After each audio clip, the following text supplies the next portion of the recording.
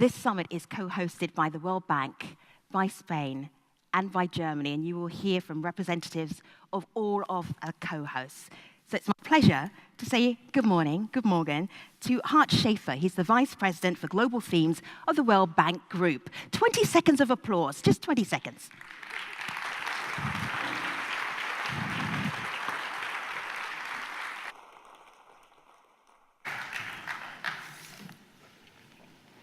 Good morning. Guten Morgen, Herr Staatssekretär Bartle, State Secretary Garcia Rodriguez, Staatssekretär Flassbart, ladies and gentlemen. Welcome to the high-level summit of the Innovate4Climate Conference. Welcome to Frankfurt, the financial center of continental Europe, and welcome to my home state of Hessen. Ladies and gentlemen, the Paris Agreement commits us to climate-resilient and low-carbon investments of unprecedented scale and speed. This is a huge challenge, but there are also huge opportunities. The challenge is, if we fail to meet the Paris Agreement commitments, we'll have to deal with very serious consequences. 100 million people could be driven back into poverty by 2030. 143 million people could become internal migrants because of climate. And the total cost of natural disasters could reach 500 billion. But the opportunities are also equally huge. We know that over the next 15 years, $90 trillion will have to be invested into infrastructure. And it goes without saying that this investment has to be climate resilient and low carbon. And this is what Innovate4Climate is all about. To focus on bringing together the leaders from government, the leaders from the private sector, the leaders from civil society, and the leaders from international organizations to look at how we can take advantage of this huge opportunity of investment in infrastructure. We at the World Bank, we stand ready to play our part and to meet this challenge and to protect the gains that we have made over the last 70 years with regard to global development and poverty reduction. Since 2015, I think everybody recognizes, since the 2015 Addis conference, everybody recognizes that public sector, public resources, and concessional finance are needed, but they are not going to be sufficient in order to meet the infrastructure and the financing gap for the SDGs. If we want to move from billions to trillions, we need to bring in the private sector. Mobilizing private finance is going to be critical to fighting climate change and to closing the financing gap. The World Bank approach for this we have adopted is called Maximizing Finance for Development. This follows last year's G20 summit in Hamburg, where the Hamburg principles were adopted, and they endorsed the inclusion of private solutions of private finance into the development finance arena. We are doing that several ways. We are bringing together the various arms of the World Bank, the public sector arm, the IFC, the private sector arm, and MIGA, the insurance part of the World Bank.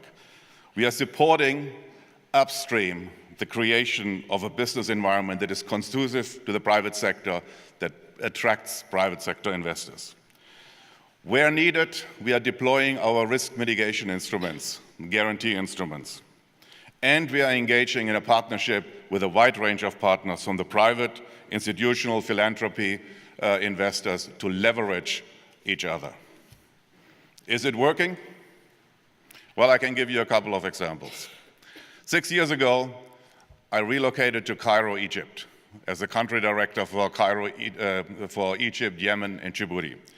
At that point, when we took a look at the energy sector, we found a highly distorting tariff regime that was not reaching, the subsidies were not reaching the poor.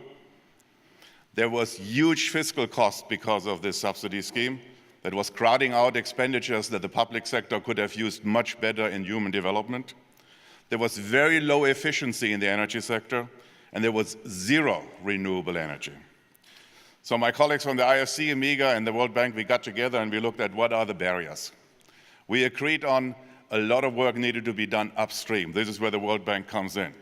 We provided 3 loans to the tune of $3 billion to actually help the government correct the fiscal distortions from the tariff scheme. The subsidy scheme was lowered, a more targeted subsidy scheme was introduced. At the same time, we helped them to put in place a renewable energy law because that was absent, and the IFC helped with the feed-in tariff. Today, we have a vibrant renewable energy program, solar energy. The World Bank has provided $3 billion. The IFC has invested $650 million, and MEGA has wrapped up several of the deals with the $210 million in guarantees. As a result, Egypt's energy mix is much more sustainable, and very soon we'll see the largest solar park in Egypt, the largest solar park around the globe of 1,600 megawatts. This is what can be done in 6 years, and it will help Egypt achieve its NDC obligations. Another example is Indonesia, where we are supporting the government to tap into the huge potential of geothermal energy. Because geothermal energy is very costly upfront, the exploration has high cost and very high risk. We are providing a risk mitigation facility to allow the private sector to come in and explore the potential in 20 sites across Indonesia. Another example is India, where just last week we took an energy efficiency project to our board. This energy efficiency project focuses on replacing inefficient lighting fixtures with LED. At the end of the project, this will help India achieve 50% of its obligations under its NDCs. And we are bringing in commercial finance in the sector that formerly was funded purely by the public sector. We are also moving forward, the bank is also moving forward the global dialogue on how we can actually do more sustainable finance. And this is joint work that we did with UNEP to bring in views and approaches for finance to be more responsive to climate and more resilient to climate. We are also introducing a more systematic way of integrating ESG in the considerations and decisions of investments. And lastly, we are aligning our investment decisions with SDGs. So there are opportunities. We in the World Bank Group are taking care and taking part for our projects and do our share of this task. And I would like us to really, over these 3 days, to leave Frankfurt, to leave Innovate4Climate, with a better understanding of how we can integrate the financial sector in long-term investments in climate. I would like us to learn of new ideas of how we are providing promising solutions that we can scale up. And I would like us to share the experience in the pitch hub, in the boardroom, that show us the experience with successful proof of concept ideas. This is what Innovate4Climate is about. It is also about us reconfirming our commitment to the agreements that we made in Paris and to do our part to protect our planet and our future. Vielen Dank.